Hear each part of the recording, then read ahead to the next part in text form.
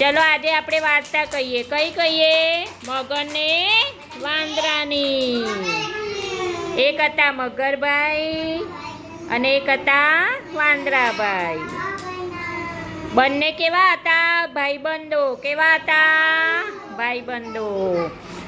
રોજ વાંદરાભાઈ જાંબુના ઝાડ ઉપર બેસે અને નીચે મગરભાઈ આવીને ઊભા રહે. બંને વાતો કરે અને વાંદરાભાઈ જાંબુ નીચે ફેંકે એટલે મગરભાઈ જાંબુ ખાય. શું કરે? જાંબુ ખાય. અને એમની પત્ની માટે પણ લઈ જાય મગરભાઈ. તો એક દિવસ મગરભાઈની પત્નીએ શું કીધું? વાહ ભાઈ, જાંબુ કેટલા મીઠા મીઠા છે. જાંબુ આટલા મીઠા છે અને વાંદરાભાઈ ખાય છે તો એમનું કાળજું પણ કેટલું મીઠું મીઠું હશે. તમે એમને ફોહલાઈને આપણા ઘેર લઈને આવો, આપણે એમનું કાળજું ખાઈ જઈએ.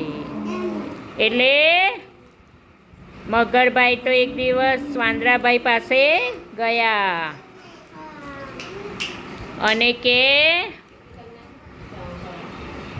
ચલો તમે મારા ઘેર, મારી પત્નીએ સરસ મજાનું ભોજન બનાવ્યું છે તો તમે મારા ઘેર જમવા ચાલો. વાંદરાભાઈ તો મગરભાઈના પીઠ ઉપર બેસી ગયા અને એમના ઘેર ગયા એટલે મગરભાઈએ શું કીધું? અમારે તો તમારું કાળજું ખાવું છે, અમારે તો તમારું મીઠું મીઠું કાળજું ખાવું છે. વાંદરાભાઈ તો બહુ ચાલાક હતા. વાંદરાભાઈએ શું કહ્યું? મારું કાળજું ઝાડ ઉપર સૂકવીને આવ્યો છું. ચલો આપણે ઝાડ ઉપર જઈને લઈ આવીએ.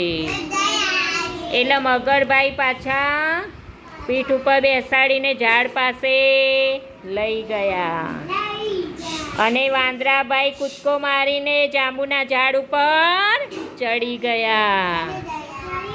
અરે મૂર્ખ! વાંદરાભાઈ શું કે? અરે મૂર્ખ, કાળજું તો કોઈ સુકાવતું હશે.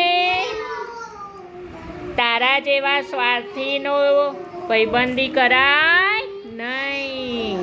તારા જેવા સ્વાર્થીની ભાઈબંધી રખાય નહીં.